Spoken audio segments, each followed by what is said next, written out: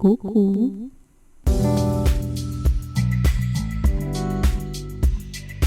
Проснулась этим утром и из вчерашних заметок записала для тебя подкаст. Прекрасного дня. Послушаешь? Цена на процедуру, какая она должна быть, и вопрос ценообразования, например, на базовом курсе у новичков, волнует их очень часто. С одной стороны, это очень хорошо, потому что показатель того, что мастер действительно настроен на ближайшее самое время начинать работать, включиться в работу, это отлично. Он спрашивает, какие материалы нужно приобретать, какую собственно, цену нужно ставить на услугу. Но не всегда последовательность именно такая. Чаще всего вопрос о ценообразовании возникает еще на этапе, когда человек вообще мало себе представляет, с чем он будет работать, но оплату хочет получать, соответственно, высокую. И вообще никакая это не новость, очень многим такой подход знаком в разных сферах деятельности. Пока я еще ничего не умею, желательно хотел бы быть директором. Сюда я углубляться не буду, вопрос все-таки об установлении цены на услугу. Такая вот сейчас тема интересная, очень популярная. Но нет, на самом деле она не интересна, интересно назвать я ее вряд ли могу. Но то, что она набирает обороты с невероятной скоростью, отрицать просто-напросто невозможно. В нынешние времена пришествия энергообмена, законы Вселенной нам говорят: ваши люди никуда не денутся, цени себя, цени свое время, люби свое время, труд должен быть оплачен. В принципе, такие достаточно понятные слова, и спорить с ними сложно.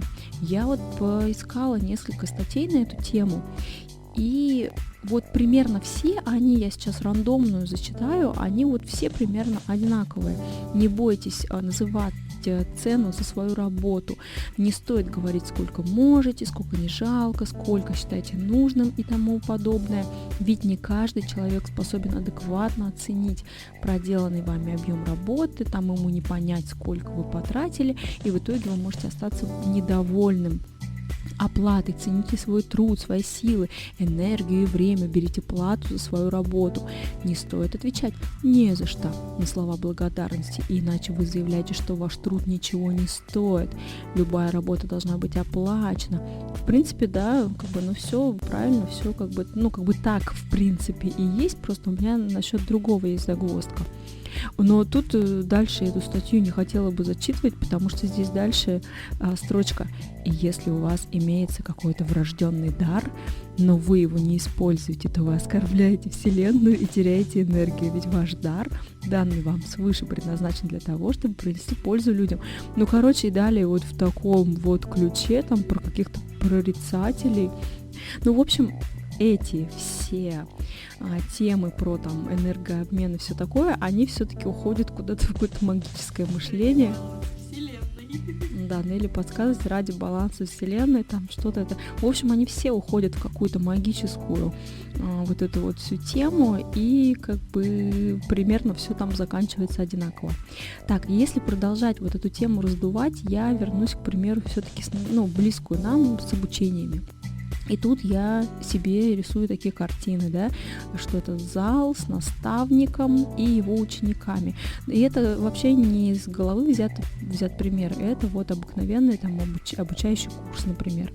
Так вот, этот наставник, так называемый, модный сейчас, и его квалификацию оставим вообще под вопросом, потому что дальше будет понятно, что этот критерий вообще очень сложно определить. Так вот, и эти ученики, задающие, собственно, вопросы о ценообразовании. И не очень компетентны. У меня проблема с выговариванием слова «компетентный». Нужно работать над дикцией. Не очень компетентный в данном вопросе преподаватель, прочитавший или даже напечатавший эту статью, которую я только что зачитывала, кричит на весь обучающий зал: нам надо ценить себя, не работайте за дешево, работайте за дорого, потому что все равно купят. Девочки, не занижайте свою цену. В таком подходе, получается, что главное главное погромче заявить о себе, а дальше, как говорится, разберемся. Но вот у меня возникает вопрос, а если ты еще вообще ни черта не умеешь, то почему у тебя должно быть дорого-то? Цена ведь она пропорциональна вашим навыкам, разве нет? И вот такая вот подобная ерунда распространяется вообще на любой вид услуг. Некомпетентные люди часто думают, что знают все в совсем вроде бы недавно изученном вопросе и считают себя в нем просто невероятными экспертами. Такие и другие когнитивные искажения, они встречаются часто.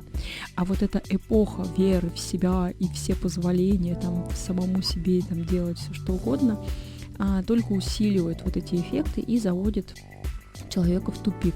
Пустышки появляются каждый день и по оверпрайсу предоставляют некачественные услуги и делятся уникальными своими знаниями.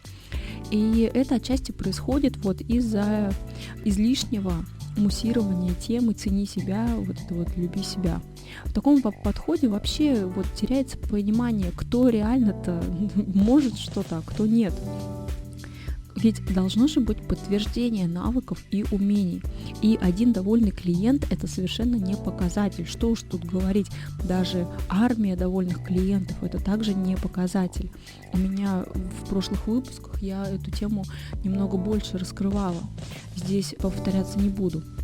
Определенное движение вокруг какой-то одной персоны – это тоже известный эффект, и с компетентностью не всегда имеет хоть что-то общее. В действительности есть замечание, что раньше эти условные курсы стоили 5, 10, 15 тысяч рублей, а сейчас 45, 250, 300. Это просто какой-то кошмар. А новичку, лэш-мастеру можно было раньше записаться за 300-500 рублей на материал, а теперь же каждый просто, не успевая закончить обучение, по полной стоимости предоставляет услугу, но без гарантии результата, разумеется. Неясно, откуда взявшиеся эти пустышки, они взвинчивают цены до небес и при этом тыкают пальцем в реальных экспертов со средним прайсом, приводя их в пример как неудачников, не способных повысить свою цену и работающих за копейки. Так вот, эта теория «цени себя, люби себя», она, вообще-то замечательная, если не передергивает. Оценка ваших профессиональных навыков совершенно никак не связана с вашим отношением к себе. Если полюбить себя очень сильно и поставить 1 000 000 рублей за классику, что тогда, проблемы с неработающим клеем или ожогами исчезнет? Или, может быть, от вашей любви к себе сократится скорость ваша, а носка увеличится? Что-то мне подсказывает, что нет. Поэтому цена – это всегда знак равенства с вашими профессиональными навыками, только так. А тем более, когда речь идет о наращивании ресниц. Нарастить ресницы – это ручной труд. Здесь невозможно обойтись без практики. В теории, конечно, на обучении все ясно и понятно, но стоит начать работу, и ошибки, что называется, налицо. А обучать тем более. Это доступно объяснить, продемонстрировать, привить навыки, а не ты поняла, да. Это все никакого отношения к компетентности не имеет. А также цена должна соответствовать тому, что вы предлагаете, соответствовать многим критериям, а не формироваться из той позиции, что я себя люблю, ценю, и для того, чтобы получить от энергии Вселенной и что-то какой-то обмен, то мне нужно повысить прайс. Это так не работает. Собственно говоря, таким образом у нас и формируется цена на процедуру. И эти все знающие, все знайки, которые все умеют и просто ставят какие-то нереальные цены, и теряется понимание, а кто действительно-то вообще достоин, кому пойти на обучение или кому пойти на услугу, если порой просто раздутый из себя какой-то мастер или преподаватель на самом деле не умеет ничего, но цена у него гораздо выше, чем вообще средняя на рынке. Поэтому я здесь, честно говоря, сама затрудняюсь с ответом, и мне очень тяжело. Я искала некоторые курсы по теме, которая мне сейчас интересна, и я вообще, собственно, поэтому я и попала в эту загвоздку, потому что я вообще не понимаю, к кому идти, потому что каждый встречный поперечный говорит, что...